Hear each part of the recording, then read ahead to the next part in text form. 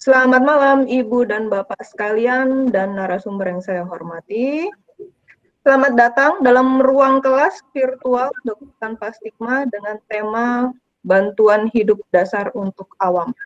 Perkenalkan, saya Dr. Sandra Suryadana dari Dokter Tanpa Stigma. Malam ini akan bertindak sebagai host. Dan kelas virtual ini adalah seri kelas virtual pertolongan pertama untuk awam. Sesi yang pertama. Nanti minggu depan pada tanggal 6 Oktober, hari Selasa, akan ada sesi yang kedua, yaitu Psychological First Aid bersama Kak Gisela Tani, Master Psikolog, dan nanti mudah-mudahan mohon doanya akan diadakan sesi ketiga untuk penanganan gawat darurat pada anak oleh orang tua. Ibu dan Bapak yang saya hormati, banyak sekali kejadian gawat darurat yang bisa terjadi dalam hidup kita sehari-hari. Bisa jadi pingsan, serangan stroke, serangan jantung, kecelakaan, atau tersedak, dan lain sebagainya. Dan mengingat kondisi infrastruktur di negara kita, seringkali kondisi-kondisi gawat darurat seperti itu tidak dapat sampai ke pusat layanan kesehatan. Dan tentu kondisi seperti ini sangat kita sayangkan karena berdasarkan prinsip time saving is life saving, tentunya akan banyak sekali angka kematian yang seharusnya bisa terhindarkan bila orang awam juga mendapatkan keterampilan penanganan gawat darurat. Sehingga mereka dapat memberikan pertolongan pertama sebelum mengantar pasien ke layanan kesehatan. Dengan kesadaran ini dan juga dalam rangka memperingati World Heart Day pada tanggal 29 September 2020 lalu, Dokter Tanpa Stigma bersama Perki Surabaya mengadakan kelas virtual penanganan gawat darurat untuk awam. Saya perkenalkan dulu instruktur kita pada malam hari ini, yaitu Dr. Dimas Riobalti, spesialis jantung pembuluh darah, FIHA.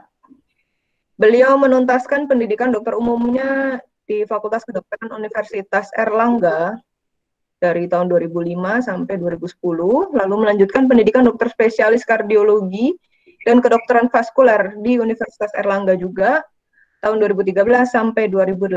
Saat ini beliau adalah spesialis jantung dan pembuluh darah di RSUD Ngimbang, Lamongan, Jawa Timur, dan spesialis jantung pembuluh darah di Rumah Sakit Katolik Santo Vincentius Apollo, RKZ, Surabaya, Jawa Timur. Saat ini beliau adalah tercatat sebagai pengurus Perki Surabaya, Perhimpunan Dokter Spesialis Kardiovaskuler Indonesia, dan juga tercatat sebagai instruktur ACLS atau Advanced Cardiac Life Support. Baik, demikian perkenalan dan pembukaan dari saya. Tanpa berpanjang lebar lagi, kita akan dengarkan pemaparan dari Dr. Dimas. Dr. Dimas, apakah sudah siap? Sudah. Ya. Silakan Dr. Dimas memulai, waktu dan tempat saya persilahkan 40 menit ya, Dok.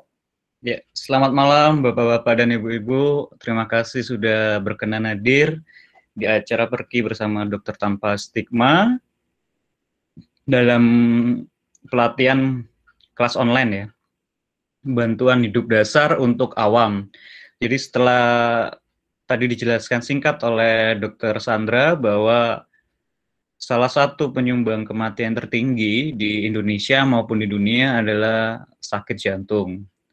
Dan masih banyak angka henti jantung yang didapatkan kejadiannya justru di luar rumah sakit. Jadi pada saat kondisi di rumah tiba-tiba ditemukan tidak sadar, kemudian apalagi sedang bekerja, tiba-tiba terjatuh, kemudian jantungnya berhenti tidak sadar, dan akhirnya tidak tertolong. Hal-hal seperti itu yang mendorong kami, dokter-dokter jantung, dalam perhimpunan dokter jantung, yaitu Perki, untuk melatih secara virtual dalam kondisi new normal seperti ini, melakukan pelatihan seperti ini. Jadi diharapkan melalui pelatihan ini, masyarakat setidaknya memiliki pengetahuan apa yang harus dilakukan apabila terjadi henti jantung mendadak kepada orang-orang terdekatnya. Kemudian juga nanti dari sini kita juga mungkin ada yang bertanya bagaimana kalau pertolongan yang ditepuk-tepuk, biasanya itu pertanyaan yang paling sering ditanyakan oleh peserta, seperti yang ditepuk-tepuk tangannya seperti ini yang sempat beredar di WhatsApp group atau di media sosial, itu adalah hoax. Nanti saya tunjukkan bagaimana langkah yang tepat. Mari kita mulai Dokter Sandra dengan pemutaran video yang pertama.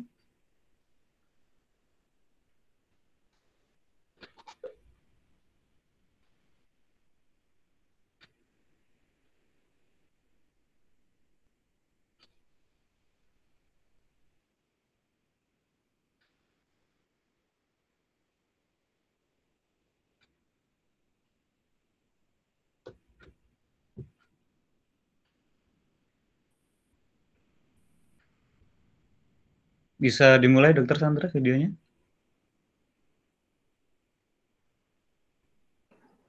Maaf, sebentar dok. Masih ada peserta yang masuk-masuk.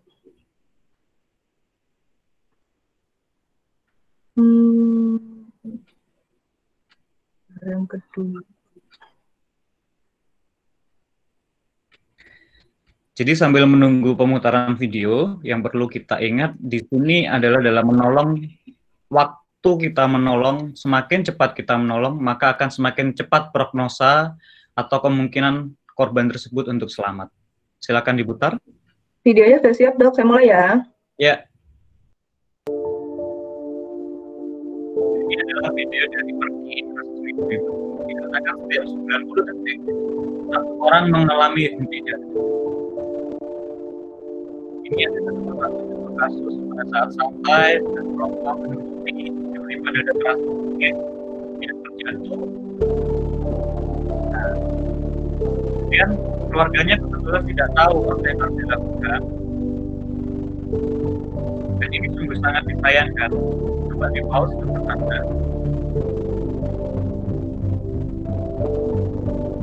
Enggak, di pause untuk Anda. Ya, di sini yang akan saya jelaskan secara singkat yaitu pengenalan tanda henti jantung dan aktivasi sistem emergensi.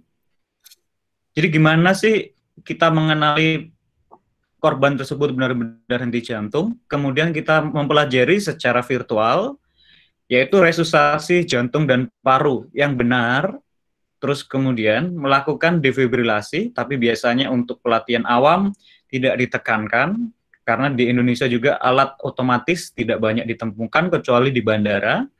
Kemudian bagaimana kita mengaktifkan tadi extreme emergency sudah kita aktifkan. Kemudian apabila datang tim bantuan medisnya, maka akan selanjutnya dilanjutkan ke rumah sakit.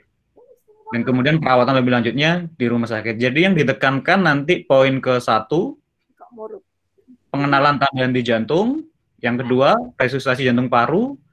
Dan kemudian saat tim Code Blue datang atau tim bantuan datang, maka akan selanjutnya dilanjutkan di rumah sakit. Dilanjutkan videonya Dr. Sandra.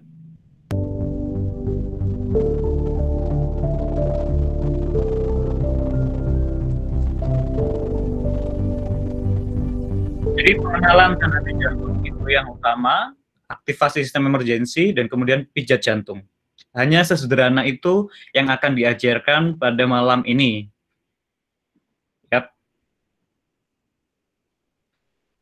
Mungkin biar ada interaktif, Dr. Sandra. Mungkin ada yang mau bertanya atau ada yang pernah mengalami keluarganya atau kerabatnya yang mengalami henti jantung? Boleh Ibu dan Bapak diberi kesempatan dari Dr. Dimas, kalau ada yang ingin sharing, satu orang saja mungkin.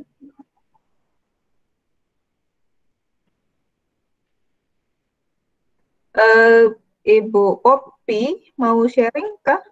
Boleh. Jadi kalau boleh ya. Jadi waktu itu sebenarnya aku masih kecil. Aku masih kecil pada saat papaku aku nggak tahu apakah itu serangan jantung atau bukan, tapi papaku meninggal di rumah.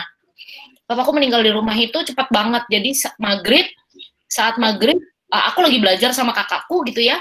Terus kemudian papaku manggil-manggil mama. Manggil, terus mamaku nyamperin, mamaku lagi mau sholat maghrib waktu itu, terus mama bilang, sebentar ya, sholat dulu. Terus habis itu papaku manggil lagi, karena manggilnya kayaknya urgent gitu ya, terus mamaku nyamperin ke kamar. Ternyata di kamar, papaku udah napasnya udah tersengal-sengal tuh.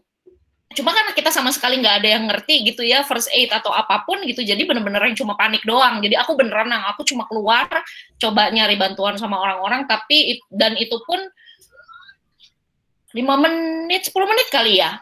Terus kemudian ya papa udah nggak ada gitu. Jadi kita benar-benar dia udah berhenti napas. Jadi kita cuma berhasil memindahkan dia dari kamarnya dia di belakang ke kamar depan gitu. Cuma itu doang gitu. Jadi dan setelah itu pun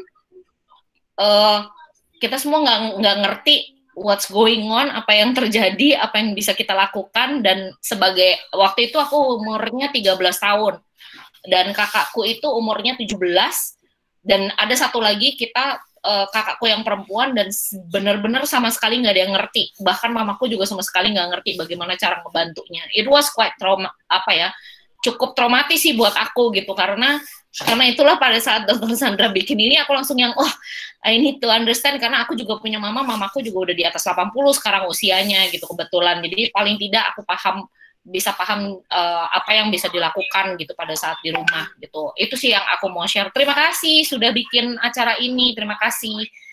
Terima kasih Bu Popi sudah bersedia juga untuk belajar. Silakan Dr. Dimas ditanggapi.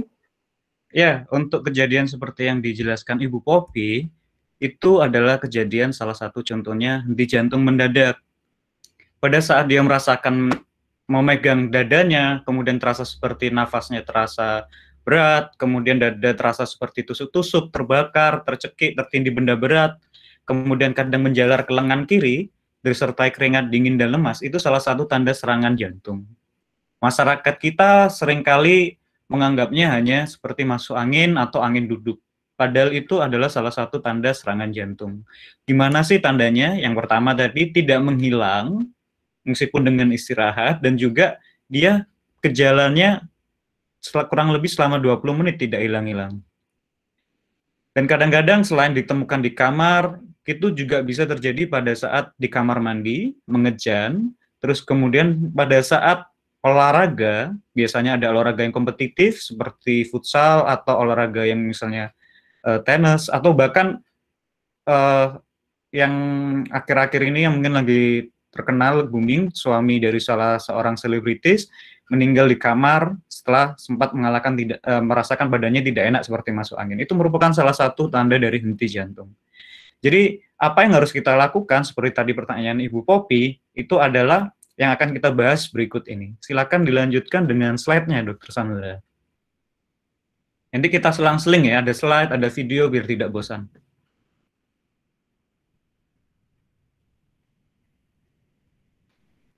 Jadi kita akan membahas bantuan hidup dasar untuk awam. Jadi ini sangat-sangat mudah, bisa dilakukan di mana saja. Slide kedua. Jadi yang tadi sudah dibahas, yaitu kita mengenal rantai dari pertolongan tersebut. Pertama adalah pengawasan dan pencegahan, kemudian aktivasi sistem gawat darurat, resusitasi jantung paru segera, dan melakukan defibrilasi segera. Untuk defibrilasi segera, di Indonesia memang tidak banyak alat yang disediakan di tempat-tempat umum. Kemudian penanganan pasca henti jantung yang terintegrasi ini sudah ranahnya di rumah sakit.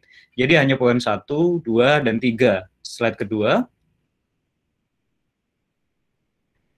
Di sini pengenalan kejadian henti jantung dan aktivasi sistem gawat darurat.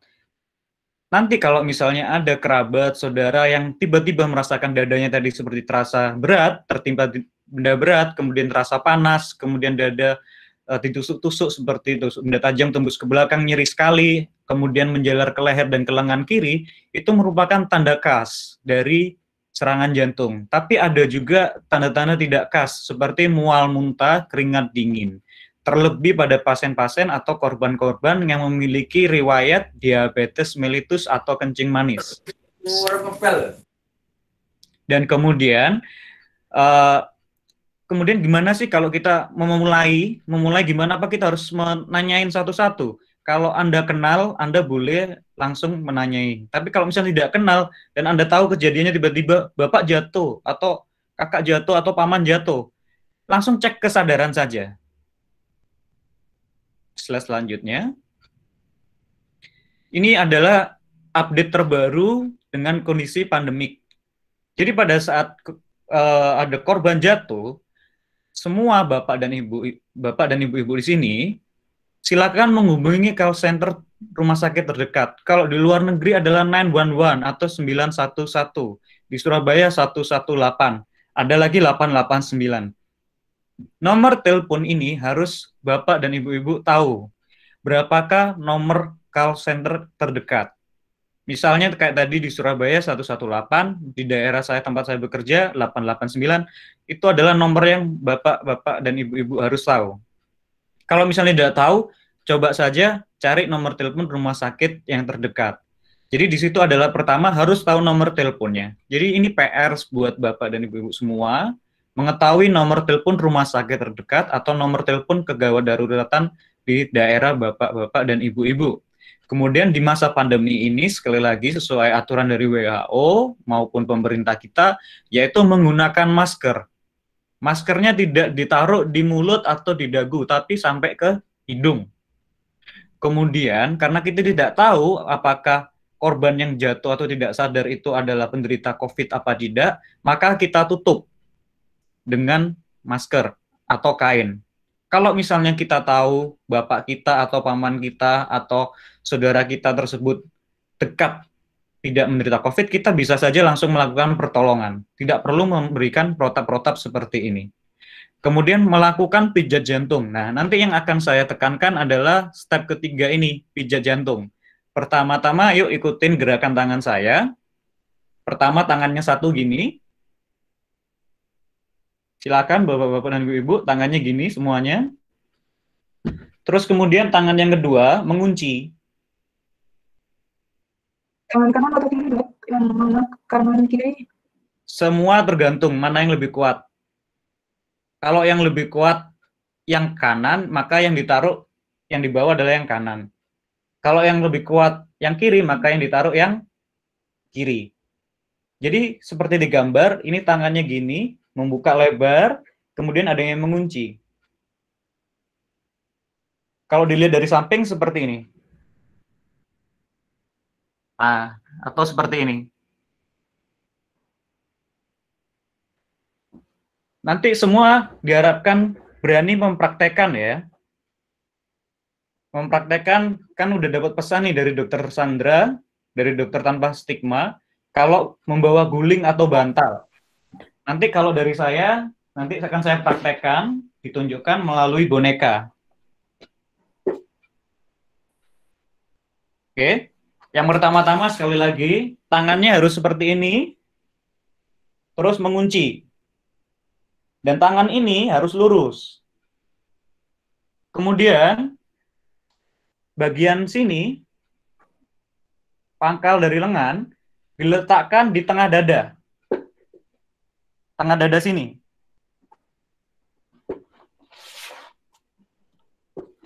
Di tengah dada sini.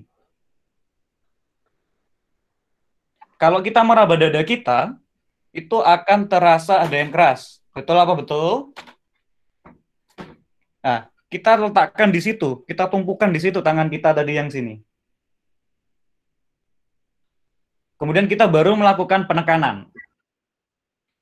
Oke, kita lanjutkan videonya, slide-nya Dr. Sandra. Jadi ini adalah, dikatakan no training itu adalah orang-orang penolong yang awam atau bukan tenaga kesehatan. Yang ditekankan adalah pijat jantungnya. Gerakan tangannya, posisi tangannya tadi sudah saya tunjukkan. Nah, tadi ada yang tanya nih, saya baca sekilas. Kalau misalnya perempuan bagaimana? Sama saja, diletakkan di tengah dada. Di tengah dada sini. Di antara kedua payudara berarti ya, Dok? Di antara kedua payudara, bukan di payudaranya. Sekarang kita jalankan video yang kedua, Dr. Sandra.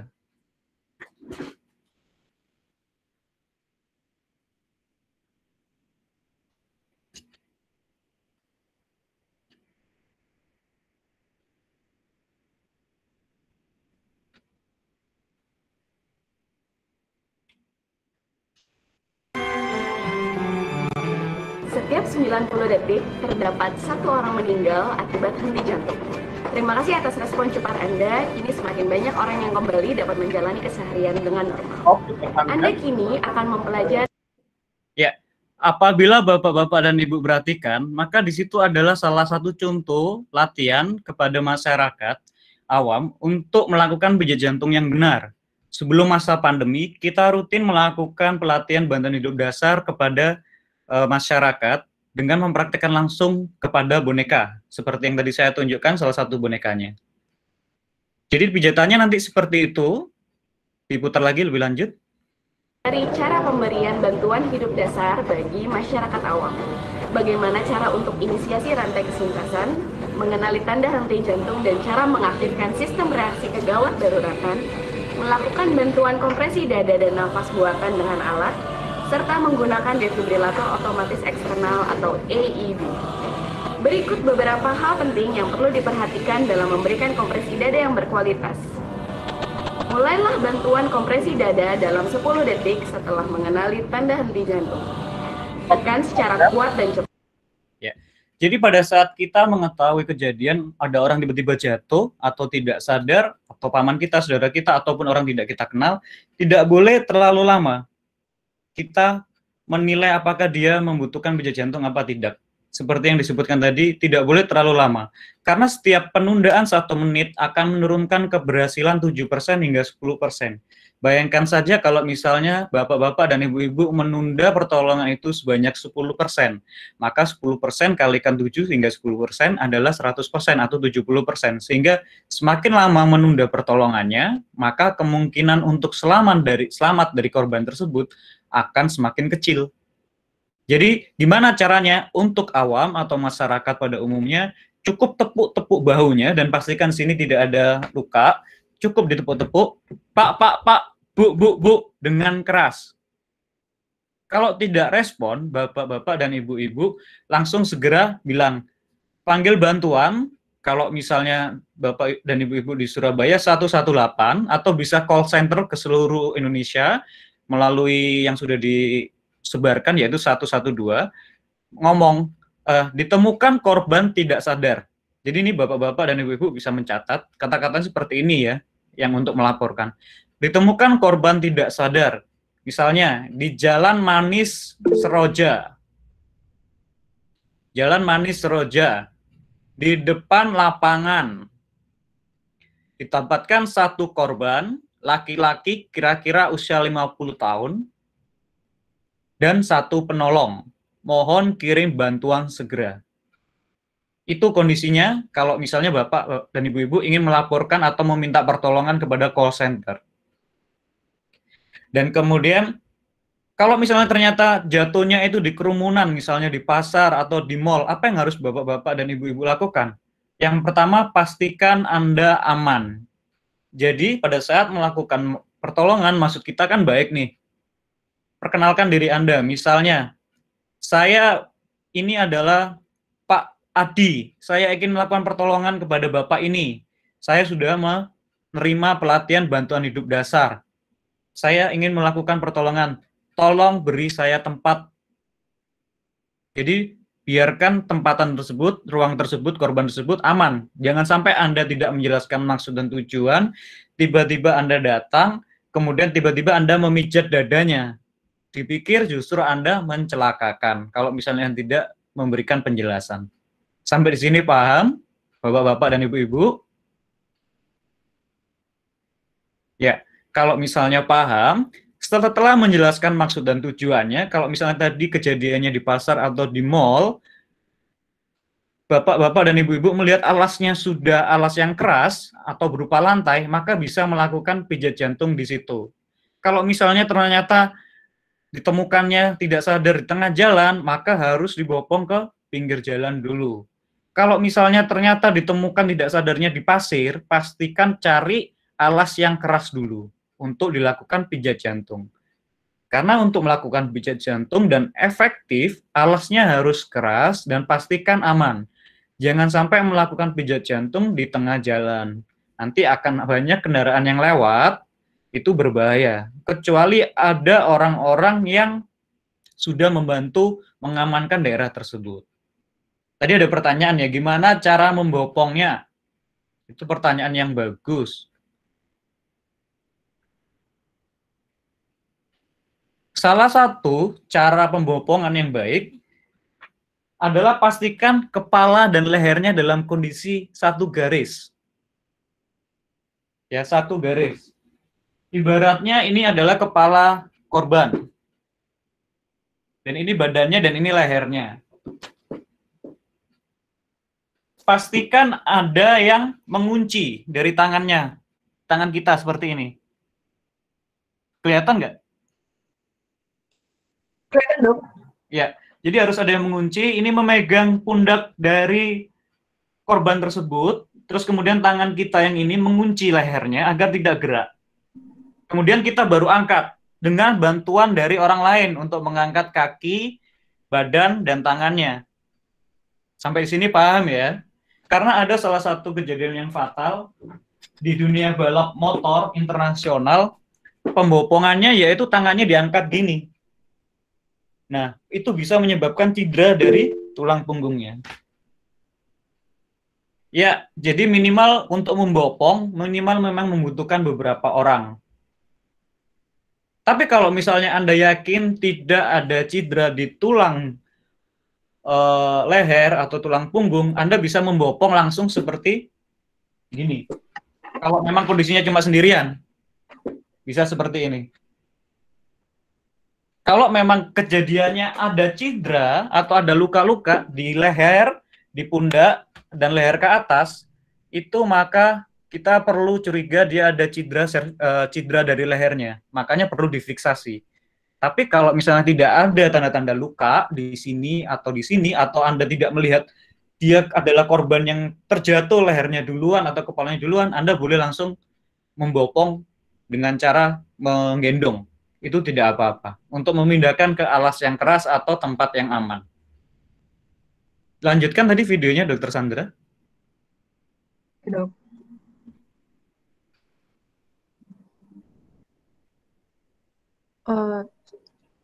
Sorry.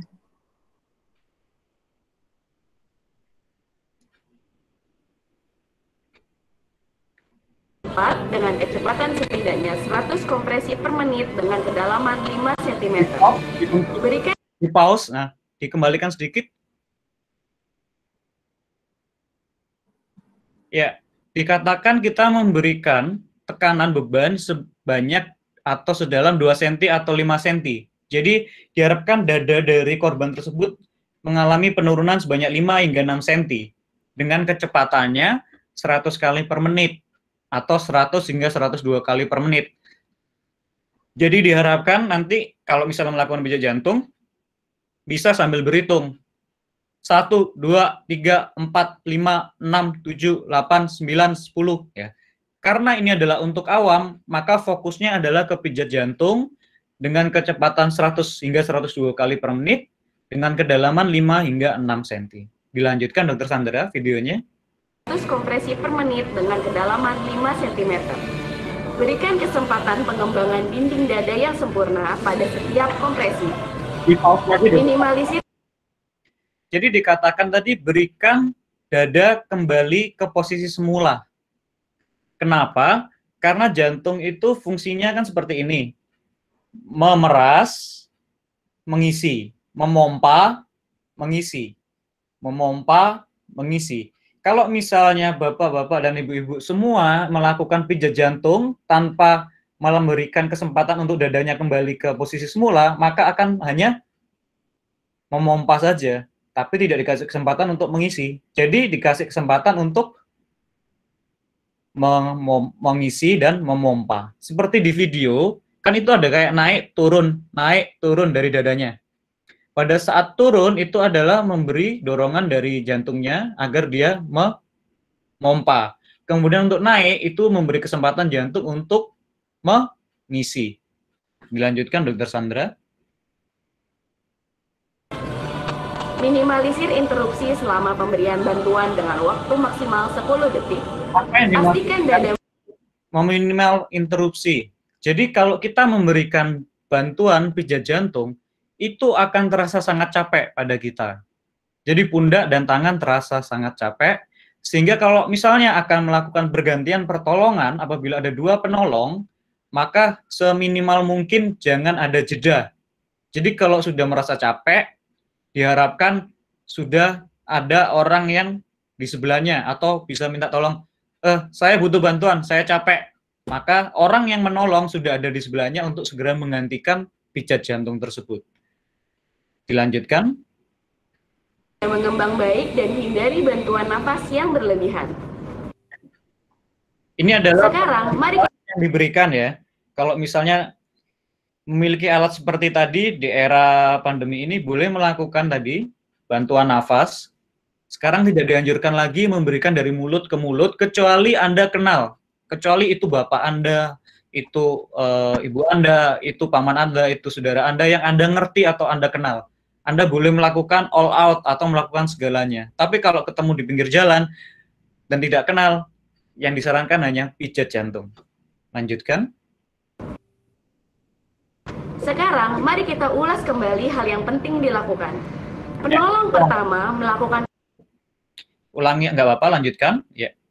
kompresi dada dan hitung dengan suara yang jelas dan lantang. Pastikan penolong kedua senantiasa menjaga jalan nafas tetap terbuka dan Ini berikan apabila bantuan. Ya.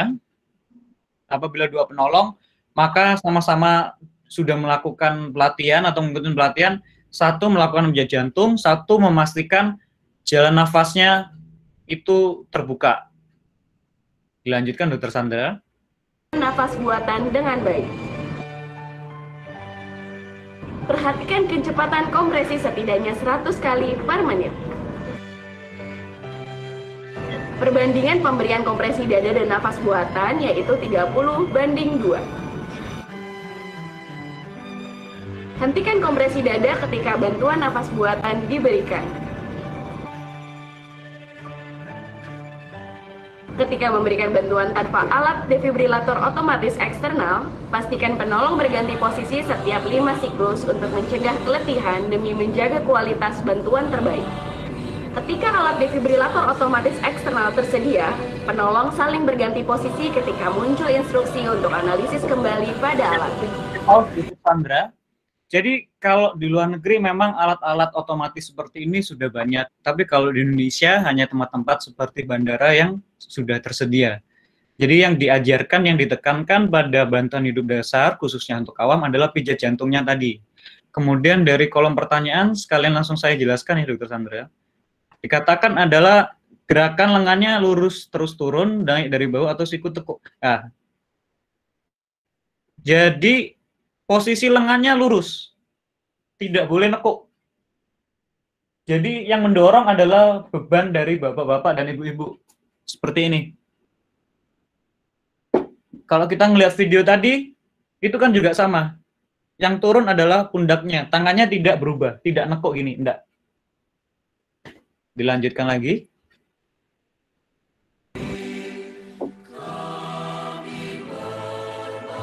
Ini apabila didapatkan AED dipasangnya seperti ini.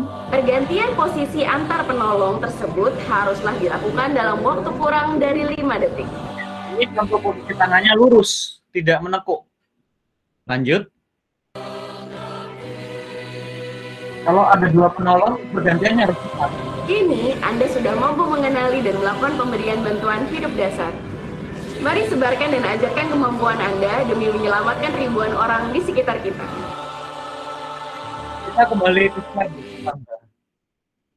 Sembari dipersiapkan slide-nya, kembali ke slide. Mungkin ada yang ingin bertanya. Ada yang tanya lagi nih. Ya, ada yang tanya lagi, Dok. Silakan, Dok. Kalau orang yang menolong badannya jauh lebih berat dari yang ditolong, apakah perlu menahan sedikit tenaga? Jawabannya tidak perlu, karena Anda mendorong dengan beban berat badan Anda, bukan dengan tangan Anda. Jadi nanti kalau misalnya kita ditunjukkan dengan slide, sebenarnya yang mendorong bukan tangan kita maupun pundak kita, tapi berat badan kita yang menekan. Dilanjutkan slide-nya, Dr. Sandra. Ini tahap-tahapnya tadi, pastikan lingkungan aman. Tadi gimana caranya, perkenalkan diri Anda. Kalau misalnya ternyata keluarganya atau lingkungan di sekitar menolak, ojo, atau jangan, tambah bahaya, tambah kasihan. Lebih baik Anda memilih undur diri, daripada Anda memaksakan menjadi pahlawan, justru menjadi korban kekerasan nanti kalau memaksakan dianggap justru melakukan yang aneh-aneh. Kemudian menilai respon, tidak perlu yang repot-repot, Anda cukup menepuk-nepuk pundaknya. Kalau misalnya tidak ada cedera di leher atau di kepala di atas ini tidak ada cedera, Anda tepuk-tepuk dan katakan Bapak, Pak, atau Bu, seperti itu aja. Bila tidak respon, maka bisa langsung aktifkan sistem emergensinya, telepon 112 untuk nasional, 118 untuk Surabaya, 889 biasanya untuk daerah Jawa Timur bagian utara. Nah, itu segera telepon. Kemudian laporkan. Kalau misalnya ada orang di sekitar Anda bisa minta tolong orang tersebut menelponkan call center dan kemudian melaporkan. Ditemukan korban tidak sadarkan diri, laki-laki, usianya berapa, dengan jumlah penolong berapa orang, 1 orang misalnya. Di jalan, misalnya tadi jalan Manis, Seroja, nomor 46, di dekat lapangan. Nah, harus jelas seperti itu informasinya. Lokasinya di mana, korbannya berapa, penolongnya berapa, sedang dilakukan apa. Kemudian setelah kita melakukan pengaktifan sistem emergensi, langsung lakukan pijat jantung. Pada saat melakukan pijat jantung, kompresi dada, prinsipnya tadi, dada diharapkan bisa turun dan kembali lagi sekurang lebih 5 hingga 6 cm.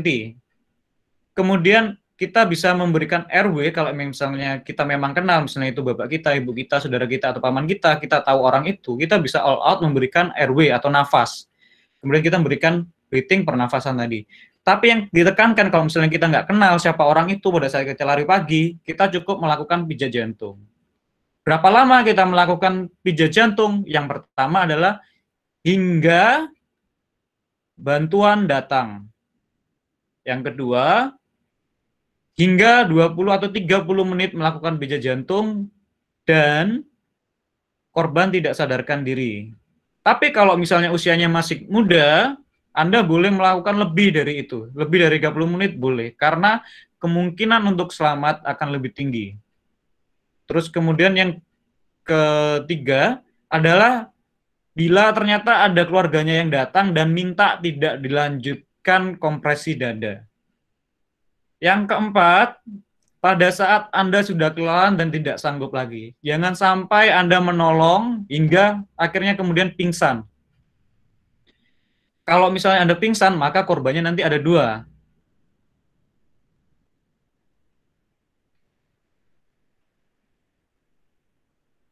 Ada pertanyaan lagi, apabila terdapat cedera atau patah tulang rusuk, apakah tetap boleh dilakukan pijat jantung? Jawabannya adalah boleh. Kemungkinan besar apabila melakukan pijat jantung kemudian terjadi patah tulang rusuk, itu karena posisinya tidak tepat. Kalau misalnya sudah terjadi patah tulang rusuk sebelumnya, lakukan tadi di tengah-tengah dada. Coba semuanya, bapak-bapak dan ibu-ibu, meraba tengah dada kita. Di situ seperti kayak ada lempeng kan? Seperti kayak ada bagian yang datar, yang lempeng. Disitulah kita memijat jantung dari korban tersebut. Di tengah dada, di antara payudara.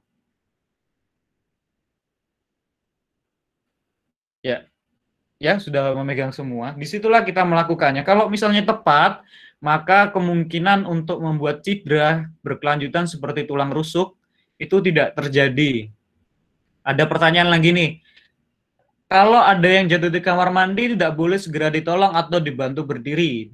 Biarkan berdiri sendiri. Karena apabila langsung ditolong akan tambah berakibat fatal. Apa betul? Itu adalah salah. Jadi kalau memang diketemukan jatuh di kamar mandi, justru harus segera ditolong. Kadang-kadang kita tidak tahu nih, dia di kamar mandi tidak sadar itu udah berapa lama. Jangan tambah menunda atau menunggu. Segera cek kesadarannya dengan cara gimana Bapak dan Ibu-ibu? Dengan cara dipanggil-panggil. Ya.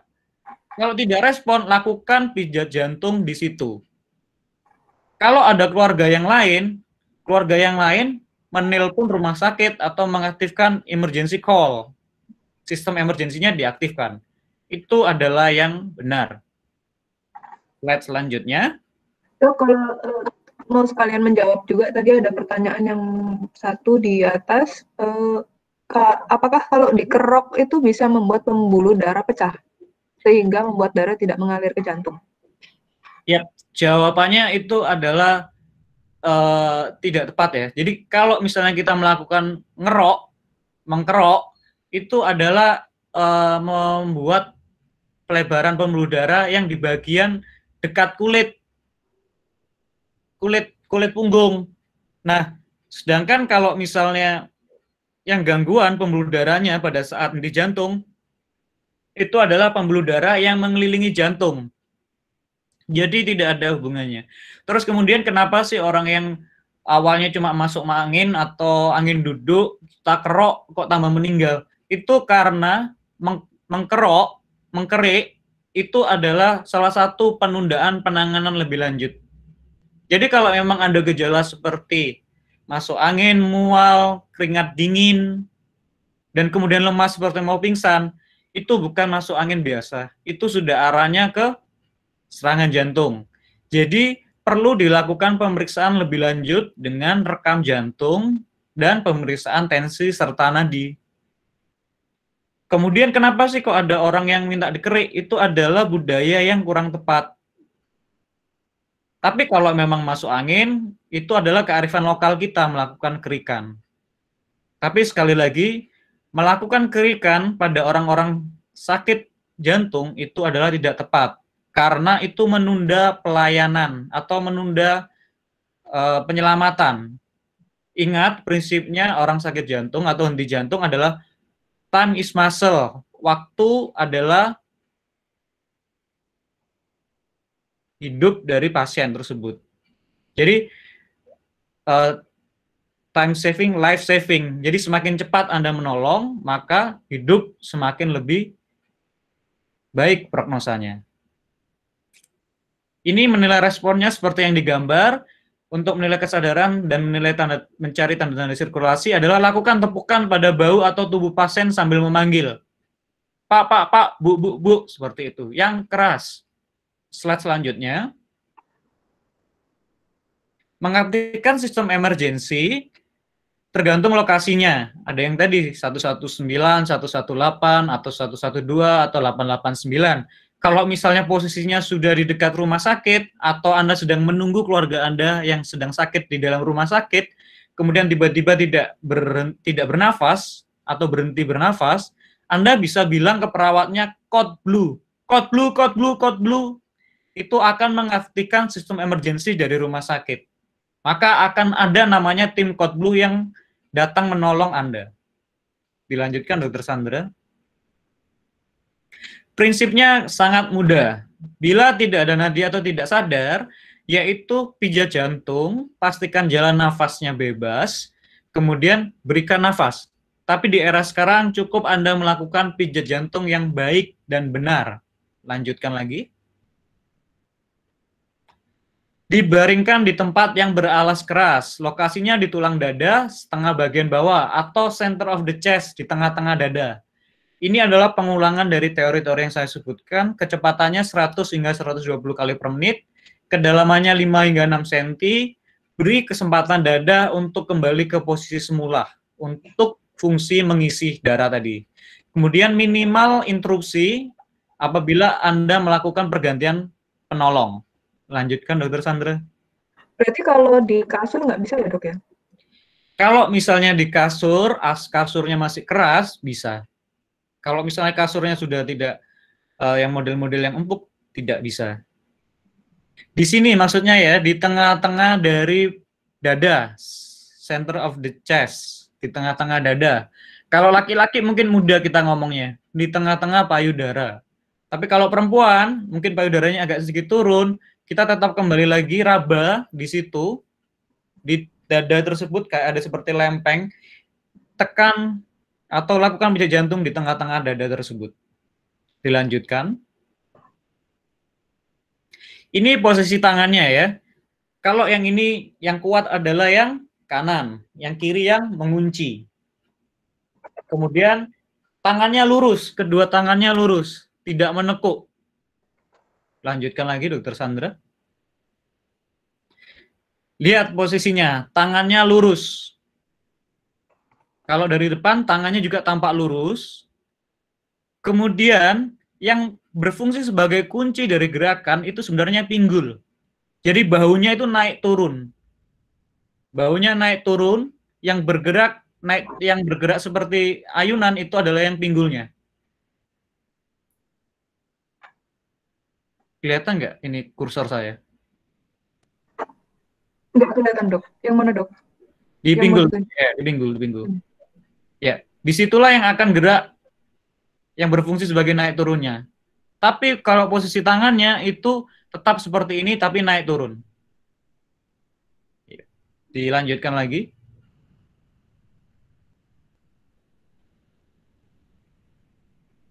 Dan ini adalah kondisi gimana sih gambarannya waktu kita pijat jantung dan waktu kita memberi kesempatan.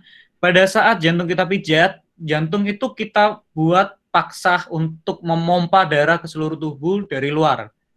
Tapi kita jangan lupa memberikan kesempatan jantung untuk mengisi dengan membiarkan dada kembali mengembang ke posisi semula. Dilanjutkan lagi, slide. Oke, sampai di sini berhenti dulu. Ada video lagi kalau nggak salah ya, Dr. Sandra. Oke, Dok.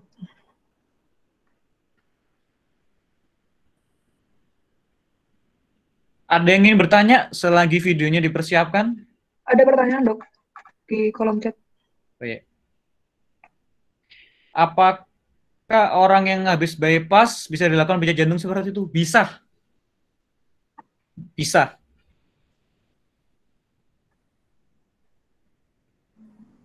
Untuk memberikan resusitasi baju korban, apakah perlu dibuka? Bagaimana jika posisi di luar? Jawabannya tidak perlu. Kecuali nanti pada saat di lokasi ada alat untuk listrik jantung, maka kita perlu buka bajunya.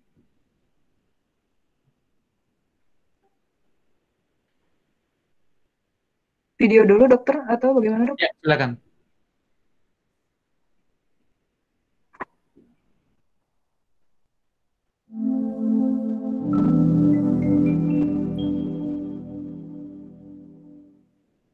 Tuh, memang sudah sumbatan jalan nafas, Dok. Di stop dulu. Berarti kita langsung ke praktek ya. Yuk, yang memegang bantal. Silakan Ibu dan Bapak yang sudah mempersiapkan guling dan bantalnya, boleh langsung melihat. Lalu langsung mempraktekkan ya. Yap. Kelihatan ya semua ya, Bapak-bapak dan Ibu-ibu. Kelihatan, Dok. Yap. Jadi di sini ini ibaratnya korban ya. Kemudian seperti ini. Ini adalah payudaranya. Ini adalah posisi tengah dari dadanya. Maka saya akan memijat di sebelah sini, di tengahnya tadi. Pertama-tama, yaitu kalau ada korban tidak sadar, misalnya di tempat rame, maka kita bilangnya gimana? Permisi, permisi. Nama saya Adi, nama saya Sandra. Saya sudah dilatih bantuan hidup dasar, saya ingin memberi pertolongan kepada korban. Tolong beri saya ruang dan waktu. Kalau misalnya ternyata orang di situ atau keluarga di situ bilang ngomong, nggak usah, aku nggak percaya, kamu aneh-aneh. Anda tidak perlu memaksakan diri Anda untuk menolong. Kalau misalnya Anda berusaha, saya adalah tenaga yang sudah dilatih, kemudian mereka beri saya kesempatan untuk menolong, dan mereka memberikan ruang dan tempat Anda melakukan pertolongan tersebut. Kemudian saat melakukan pertolongan tersebut, yang pertama adalah cek kesadarannya. Pak, Bu, tidak respon. Minta tolong ke keluarganya atau orang di sekitarnya tersebut, kalau ada orang lain, untuk menelpon. Teleponnya berapa tadi kalau nasional? 112, Dok. Ya, 112, kalau misalnya Surabaya 118, atau ada yang 119 atau 889. Jadi nanti langsung berikan laporannya harus jelas ya. Laporkan. Nama saya misalnya Adi, saya di Jalan Manis Seroja nomor 46, ditemukan korban tidak sadar, kira-kira laki-laki usia 50 tahun, tidak sadarkan diri, satu korban dan satu penolong. Tolong segera kirimkan bantuan ke sini. Kemudian kita lakukan pijat jantung. Mana dari Bapak dan Ibu-ibu yang lebih kuat tangannya? Tangan kanan atau tangan kiri? Kalau tangan kanan yang kuat, taruh di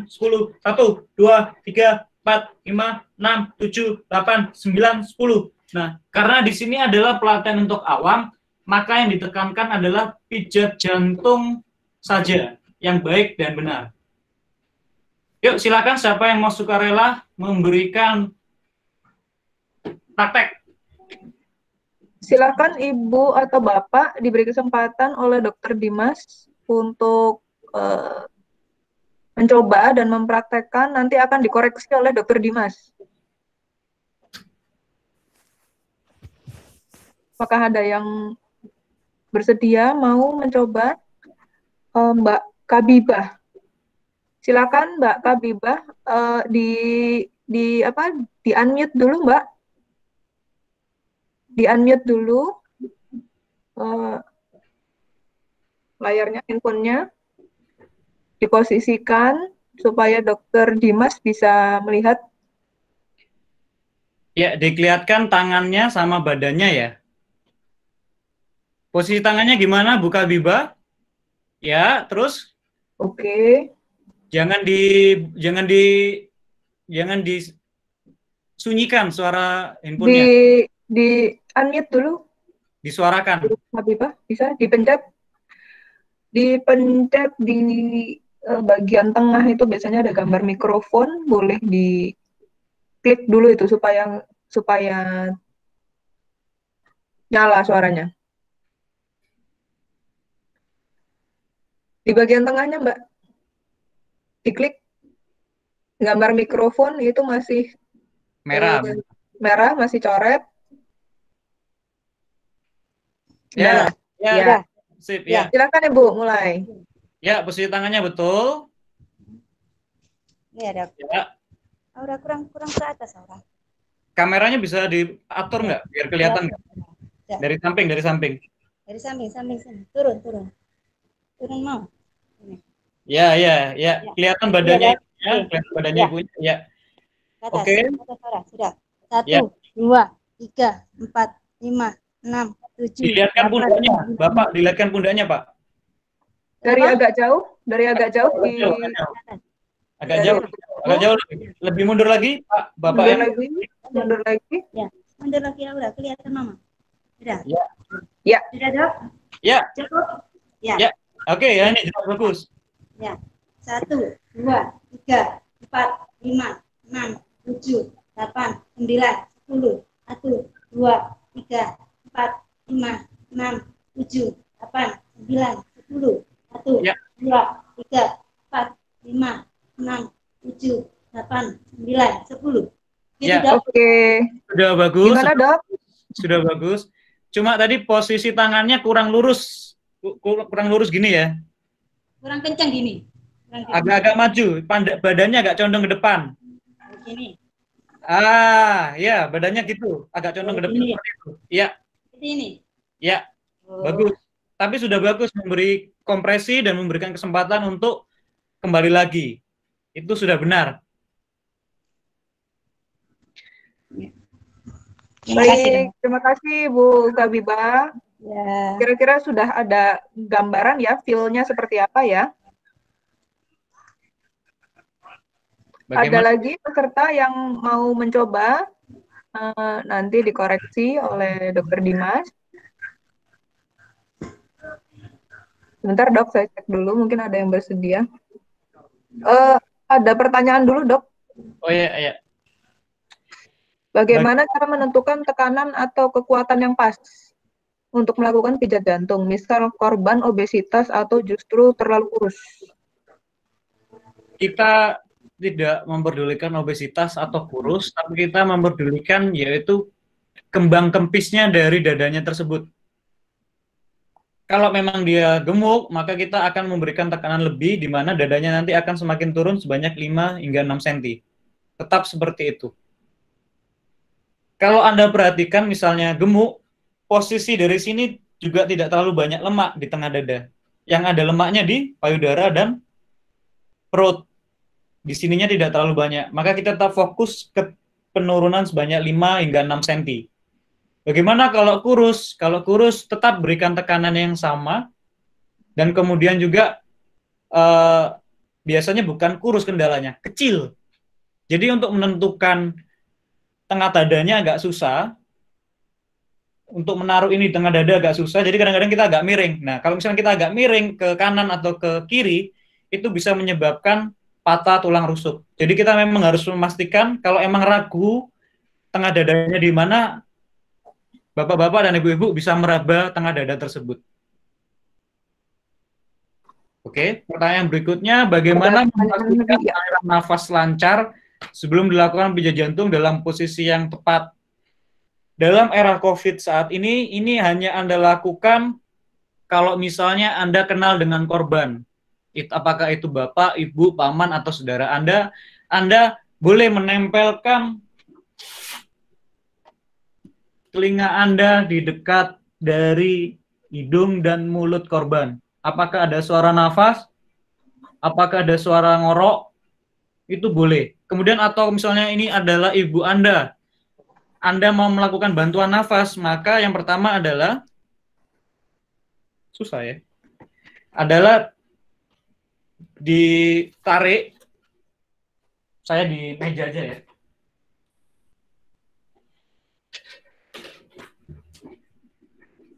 Misalnya ini adalah korban yang Anda kenal, bapak sendiri atau ibu sendiri. Pastikan dagunya ini Anda tarik ke atas secara lembut.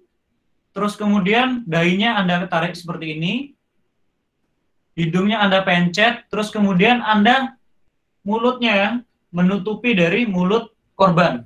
Misalnya mulut bapak atau ibu.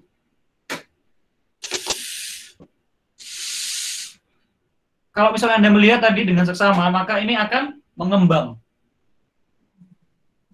Dan begitu juga kalau misalnya korban Anda tiup seperti itu dengan benar, posisi tangannya ini agak dorong ke atas, dagu didorong ke atas, hidungnya ditutup, kita berikan nafas bantuan. Sebanyak 2 kali selama 1 detik. Setiap nafas 1 detik. Dok, ini ada yang bertanya, apakah bisa dilakukan selama perjalanan di dalam kendaraan? Bisa. Saya pernah melakukan pijat jantung dan pasien korban tersebut selamat hingga di rumah sakit. Untuk bayi, ada yang tanya untuk bayi dok, mungkin boleh dikasih gambaran sedikit dok? ya. Saya masih mengusahakan untuk pelatihan khusus bayi dan anak-anak. Jadi untuk bayi, dia mengalami henti jantung atau henti nafas kebanyakan karena ada gangguan di aliran nafas.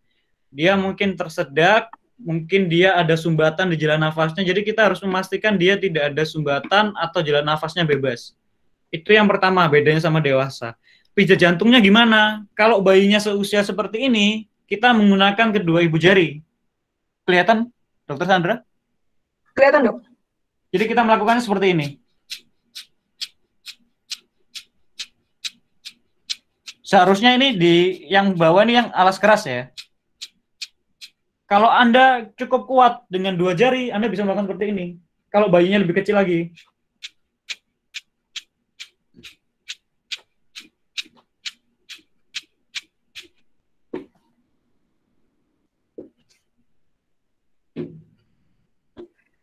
Dokter, ada yang berminat untuk mau coba Ibu Juli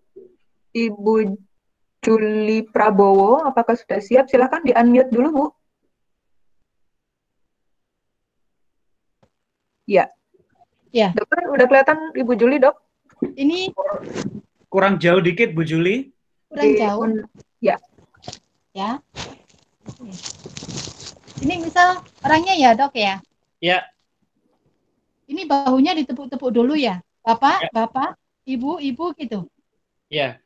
Tentukan dulu korbannya Bapak apa Ibu nih. Bapak, Bapak. Ya. Bapak. Bapak gitu ya. Ya, tidak respon bapaknya. Iya. Terus tangannya gini. Ya. Benar Bisa ya? agak jauh sedikit kameranya, Agak jauh sedikit. biar kelihatan tangan sampai lengannya ya. Ya. Ini, Dok. Ya.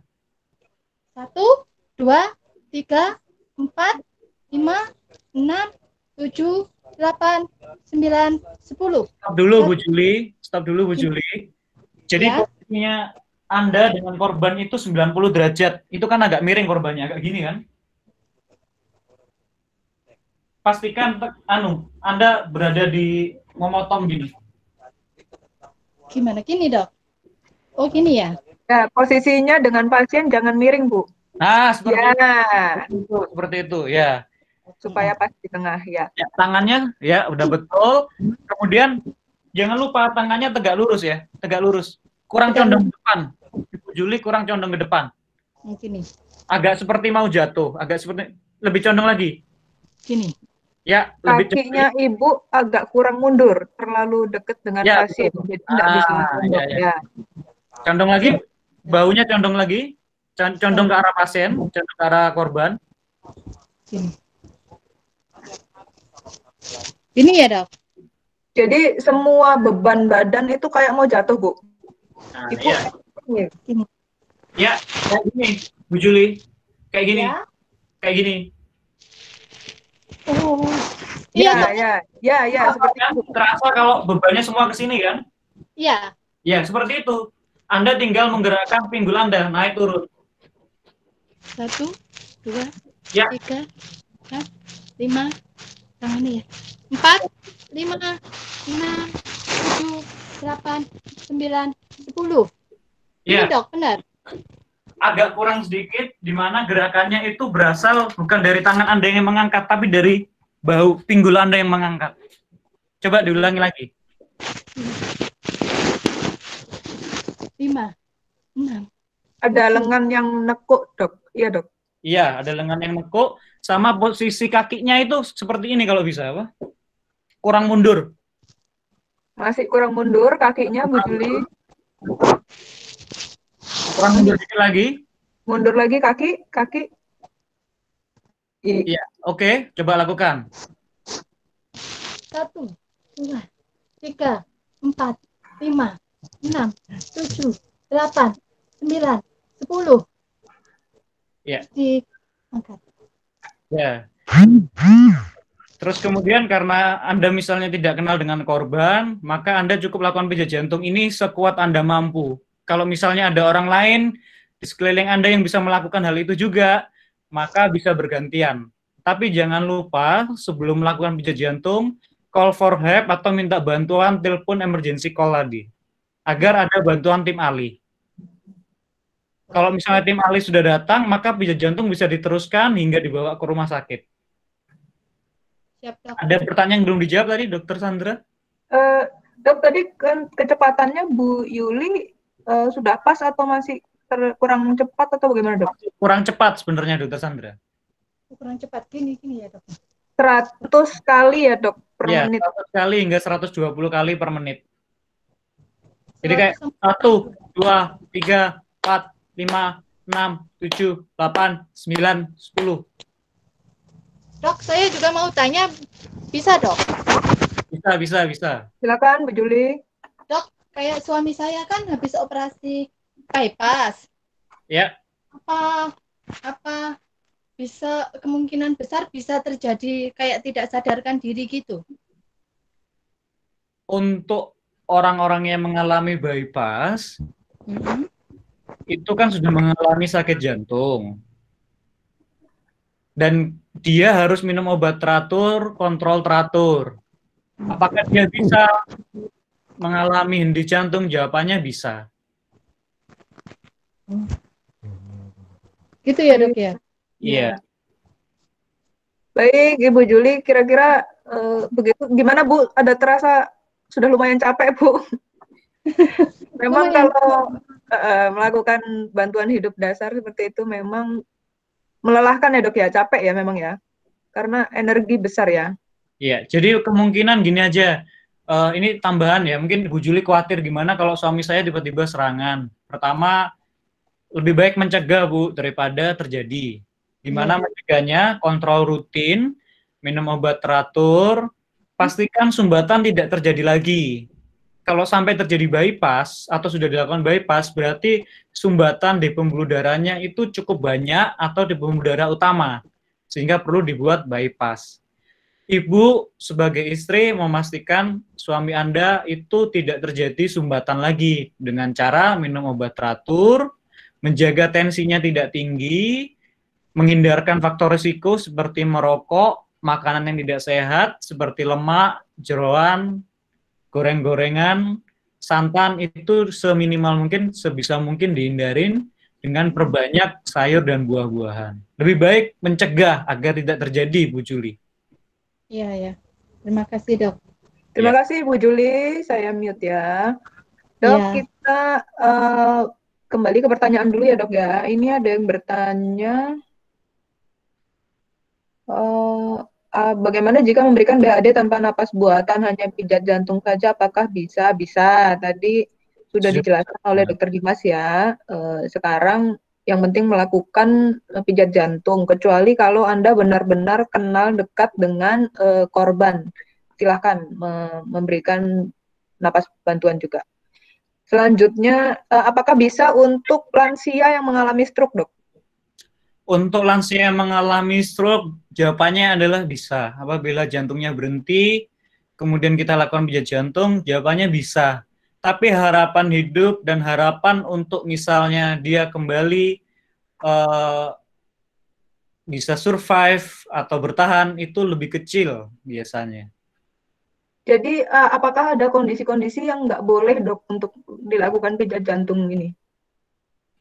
Apabila sudah penyakit yang sudah terminal, tidak ada harapan untuk dia hidup kembali, atau misalnya sudah menderita kanker, terus kemudian sudah usia sangat lanjut dan keluarga tidak mendaki, biasanya tidak dilakukan pijat jantung oleh karena permintaan dari keluarga, pertimbangan yang lain. Misalnya ada keluarga yang pasien juga, misalnya dok, sudah dok, jangan dok, kasihan ibu saya sudah tua misalnya, atau bapak saya sudah tua, biarkan istirahat dengan tenang. Itu kita tidak memaksa, tapi biasanya kita tetap meminta tanda tangan apabila sudah dijelaskan prosedurnya, bagaimana yang lebih baik untuk bertahan hidup. Jadi nggak ada penyakit yang nggak boleh dilakukan pijat jantung ini ya dok? Semua dengan pas korban dengan latar belakang penyakit apapun boleh ya dok? Boleh. Tapi kecuali kalau memang sudah end stage atau sudah terminal, maka pertimbangannya lain, Dokter Sandra. Karena kan kemungkinan harapan untuk kembali memang kecil. Ya. Ada lagi yang bertanya, dok, kalau penolong hanya satu orang, lalu kelelahan dan harus jeda, apakah masih bisa lanjut lagi setelah jeda? Boleh, masih bisa, tapi itu akan menyebabkan kemungkinan untuk kembali baik atau sadar atau hidup itu kecil, lebih kecil. Oke, lalu bertanya lagi, untuk bayi apakah 100-120 per menit juga dok? Ya, bahkan kadang lebih cepat bayi ya.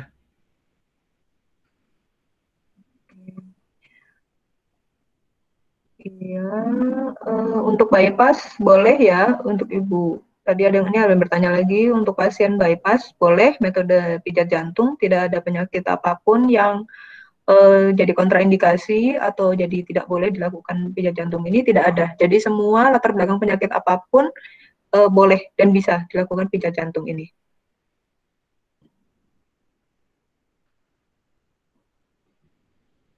Kalau misalkan di tengah jalan lupa hitungannya gimana, Dok? Nggak apa-apa, lanjutkan saja.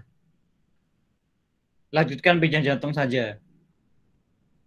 Hitung kembali dari awal, tidak apa-apa. Prinsipnya yang penting pokoknya lebih baik dilakukan ya, Dok ya?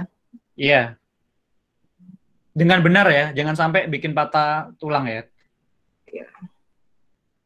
Kalau bantuan tidak datang-datang, lalu harus bagaimana, Dok? Apakah dipijat terus kalau sudah lelah?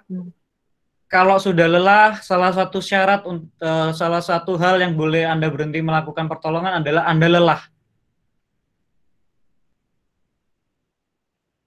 Jadi penolong yang kelelahan itu juga salah satu apa ya? Salah satu alasan boleh untuk dihentikan ya, Ibu dan Bapak. Baik. Satu orang lagi yang mau mencoba berpraktek dan dikoreksi oleh Dr. Dimas mungkin. Sambil menunggu ini ada yang tanya nih, do not station itu gimana? Itu adalah orang yang di awal sakit atau sudah menjelaskan kalau di luar negeri pakai kalung tidak ingin dilakukan pijat jantung. Jadi memang dia menghendaki kalau terjadi henti jantung mendadak maka tidak usah dilakukan resusitasi untuk kembali hidup. Tapi itu untuk settingan rumah sakit ya, Dok ya?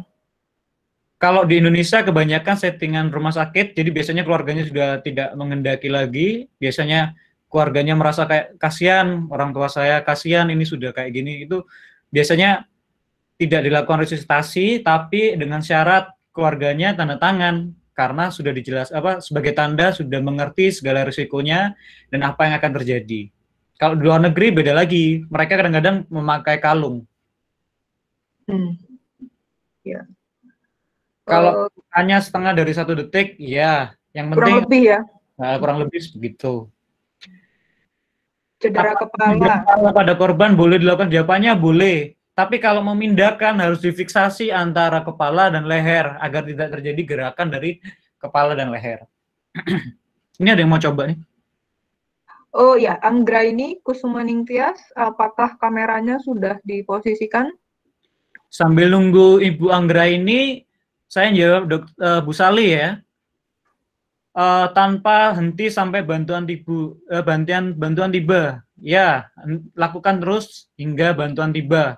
Lalu yang dimaksud dokter tadi beri kesempatan untuk mengembang adalah gimana? Pada saat tadi kita melakukan pijat jantung, maksudnya adalah dipijat sampai dadanya turun sedalam 5 hingga 6 cm, terus kemudian diberikan kesempatan untuk mengembang. Bukan kita berhenti gini, enggak. Tapi kita tekan, tapi kita kasih kesempatan untuk mengembang. Kita tekan, kita beri kesempatan untuk mengembang. Naik maksimal juga ya, jadi ya, naik maksimal.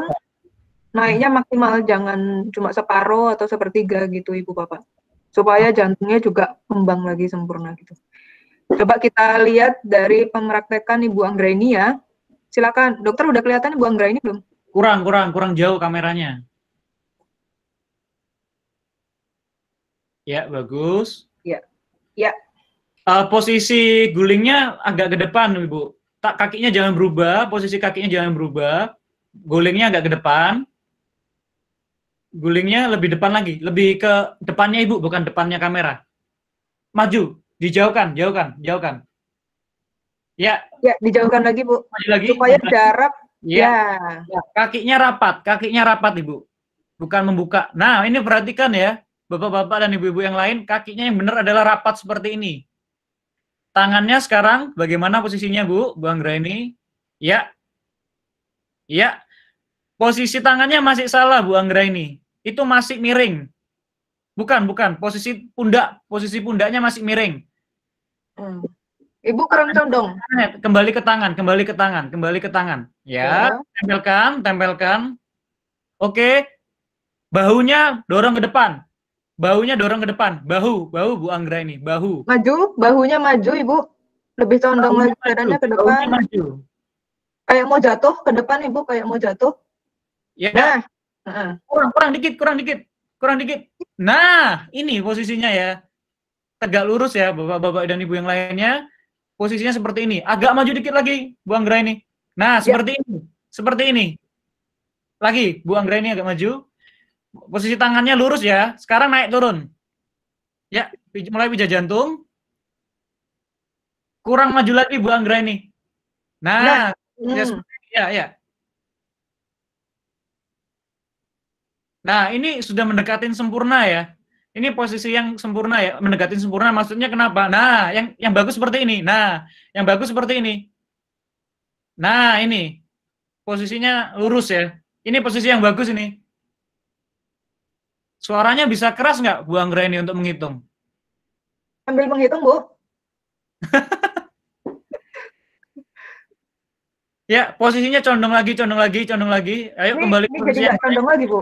Ya, Bu Anggra ini kembali ke posisi yang baik tadi. Nah. Ya.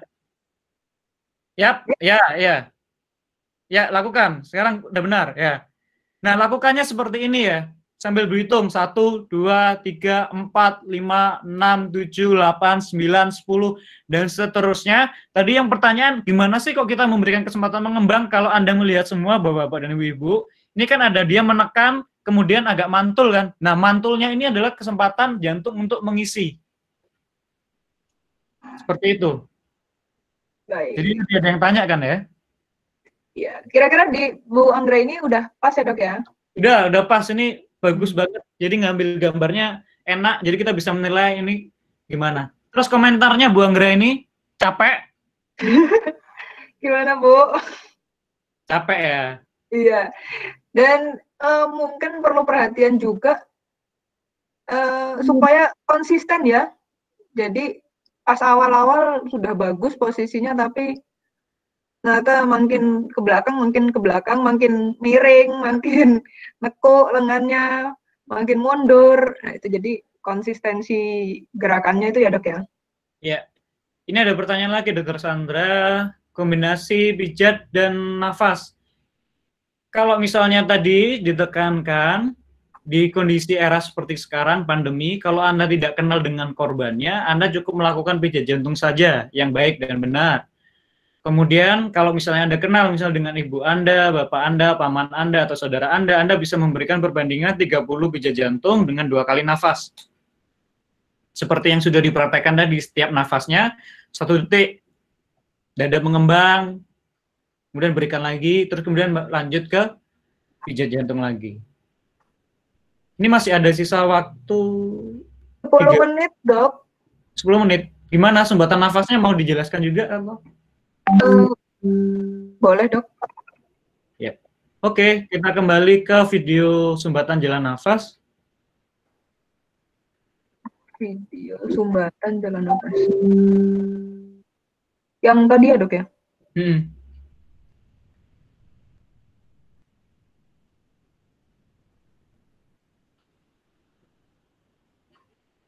Sumbatan jalan nafas ini adalah salah satu hal yang emergensi atau hal yang gawat darurat yang sering kita jumpai. Bisa saja waktu makan bakso, Bapak tersedak, Pak. Tersedak. Bantuin Pak, coba Pak.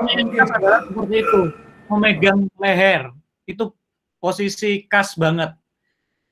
Nah, sumbatan jalan nafasnya bisa kita lihat atau dengan tanda batuk tersedak atau dengan tiba-tiba dia seperti itu.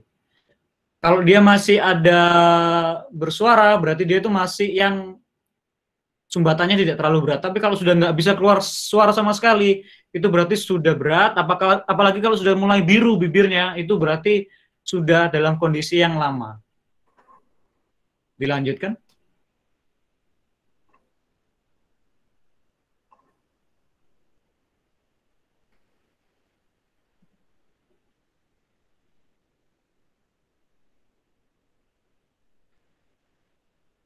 Kadang-kadang kalau kita tanya tersedak ya, kadang-kadang nggak jawab. Karena apa? Karena tersedak, dia nggak bisa ngerespon dengan baik, suaranya nggak bisa keluar.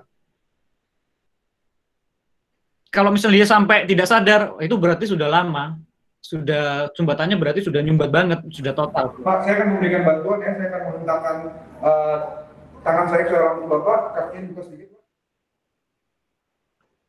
Ini adalah langkah. Posisi kakinya harus seperti itu, satu kaki di tengah kaki korban, agar sebagai penyangga. Terus kemudian tangannya diperhatikan Bapak-bapak dan Ibu-ibu ada di bawah tulang dada atau di atas perut bagian atas. Kemudian kita dorong ke belakang.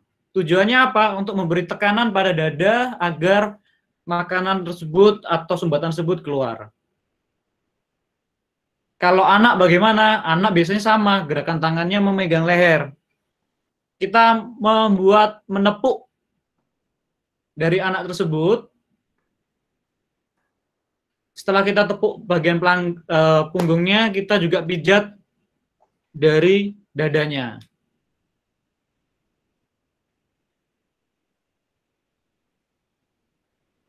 Perhatikan memegang anak beda ya. Kita perhatikan lehernya terpikat. Duduk. Ya. Kita ke slide kalau sudah.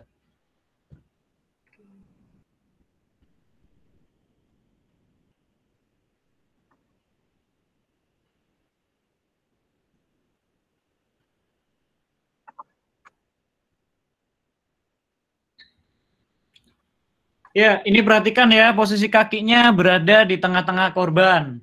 Kemudian tangannya berada di perut bagian atas. Seperti ini. Posisi tangannya gini ya.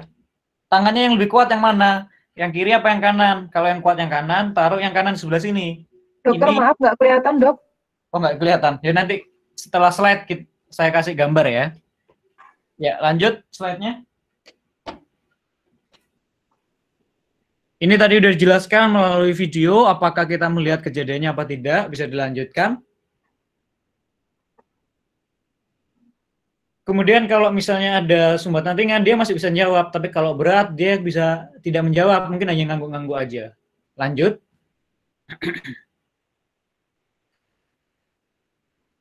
Nah, kalau misalnya dia ada sumbatan, terus kemudian terlalu lama tidak dibantu, dia bisa yang namanya tidak sadar. Kalau tidak sadar, kita lanjut ke pijat jantung. Kalau misalnya dia sadar, tapi kemudian dia udah nggak kuat berdiri ataupun duduk, maka kita kita kasih hentakan di perutnya sebanyak 5 kali. Tapi kalau misalnya dia masih ada suara tersedak ya, iya nih, suruh batuk kuat untuk mengeluarkan sumbatannya tadi. Dilanjutkan. Penyebab umumnya pada anak itu adalah cairan. Bisa aja makanan padat, bakso, pentol, telepon, kancing, mainan, dan lain sebagainya. Itu yang pada anak. Kalau misalnya masih kelihatan di sini, kita bisa ngambil. Tapi kalau misalnya tidak kelihatan, maka kita harus yang tadi. Kita tekan perutnya, atau kita pukul back blow namanya ya. Mukulnya tidak mukul yang sembarangan. Bagaimana tata laksana pada orang dewasa tidak bisa diterapkan pada bayi dan anak, penanganannya beda. Oke, lanjutkan.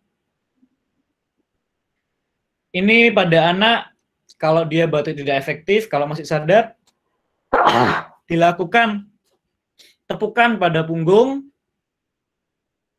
kemudian kita lakukan pijatan pada dadanya.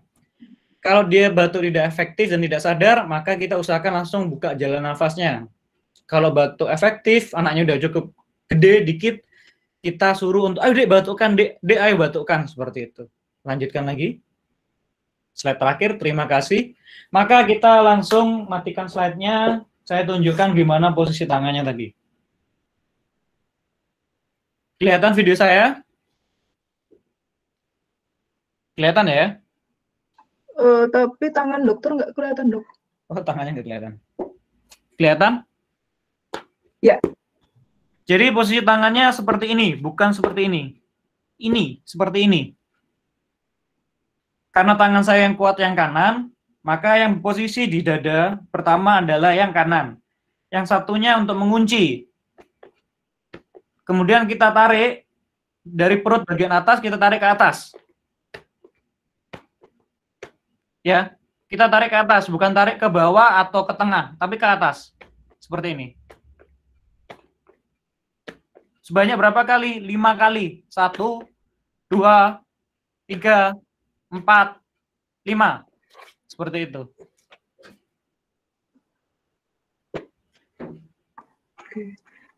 Dokter, ada pertanyaan. Kalau pasien tidak sadar atau tidak dapat berdiri untuk membebaskan jalan napasnya, gimana, Dok? Tadi seperti di slide dijelaskan, kita namanya abdominal thrust. Ini adalah perut dari pasien atau korban. Ini kurang bawah ya emang bonekanya ya. Maka kita melakukan penekanan di sebelah sini. Dengan posisi seperti ini. Dengan posisi yang sama. Satu tangan gini, satu tangannya mengunci. Sebanyak berapa kali? 5 kali. Kalau untuk ibu hamil gimana, Dok? Kalau ibu hamil sama, tapi posisi dilakukan di lebih atas lagi. Ke dada. Di dadanya ya. Baik. Oke, Dokter, sebenarnya kelas kita terjadwal hanya untuk sampai jam 9 aja. Mungkin dari Dokter Dimas mau menyampaikan kesimpulan atau ringkasan? Yap, untuk anak mungkin di sesi selanjutnya sama dokter anak ya, katanya Dokter Andra ya. Iya, Dok, masih dalam proses, masih belum ACC dokternya. Mohon doanya. Semoga bisa nanti dilaksanakan. Ya, jadi di era sekarang kita memang dituntut untuk bisa lebih paham mengenai bantuan hidup dasar. Kenapa? Karena banyak masyarakat yang menunda untuk datang ke rumah sakit karena takut pandemi. Karena takut pandemi, kontrol tidak teratur, terkadang mereka tidak minum obat. Tidak minum obat menyebabkan yang seharusnya tidak terjadi sumbatan atau serangan jantung bisa terhindarkan oleh karena kontrol teratur, malah terjadi serangan. Dan kemudian bagaimanakah penolongan di era pandemi seperti ini? Prinsipnya sama, yaitu lakukan pijat jantung, tapi tidak disarankan untuk memberikan nafas bantuan. Kenapa?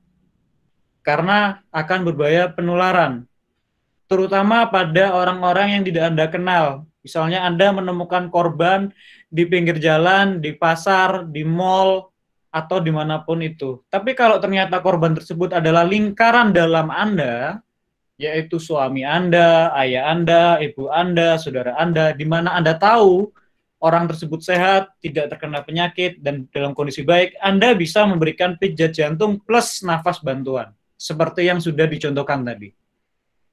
Ingat, angka henti jantung cukup tinggi di Indonesia, di mana terjadi 1 korban selama 90 detik.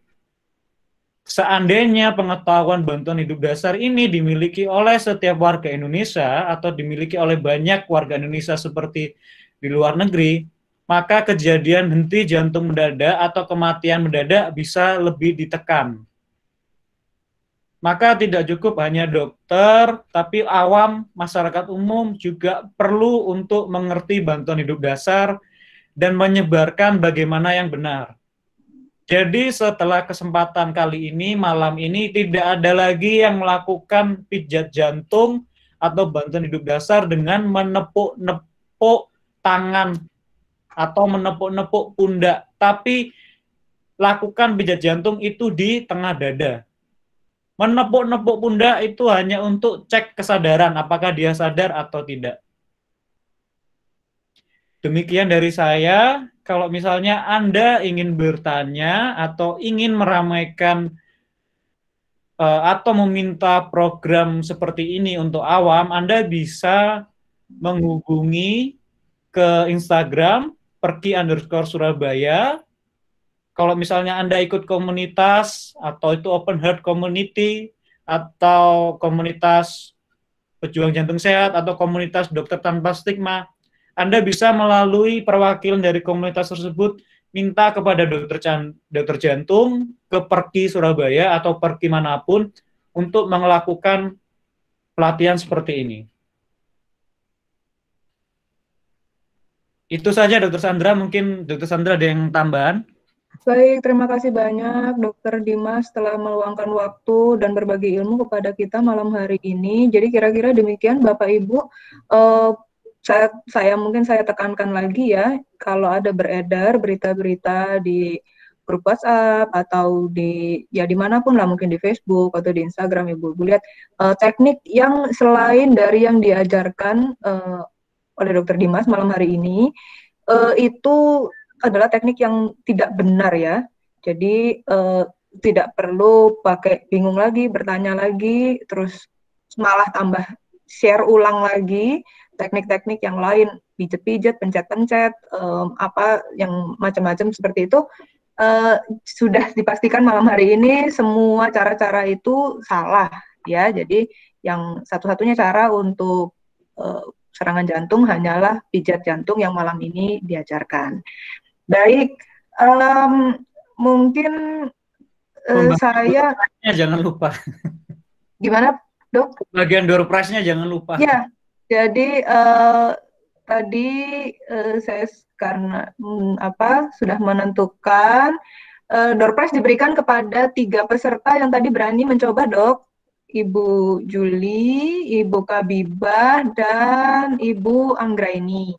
Nanti untuk Ibu Juli, Bu Kabibah, dan Bu Anggraini, mohon jangan meninggalkan ruang kelas dulu ya, untuk dicatat identitasnya untuk pengiriman hadiahnya.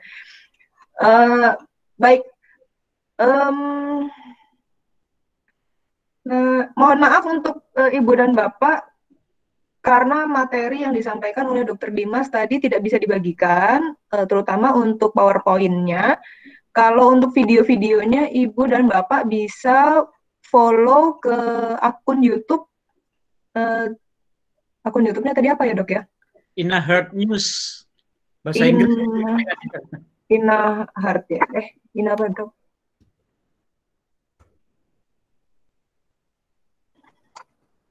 Ina Heart News. Sebentar. Saya berikan. Gak ada, Dok. Bukan, Dok. Akun YouTube-nya.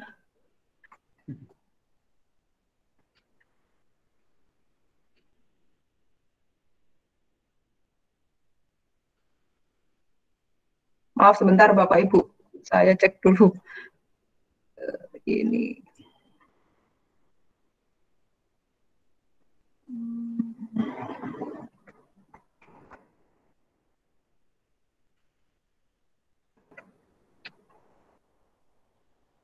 Ina Heart. Maaf dokter, boleh bantu saya dok? Kok nggak ketemu ya? Histori. Oh ini dia. Ya. Sebentar saya kirimkan nama akunnya ya. Jadi Bapak Ibu bisa silakan dicek di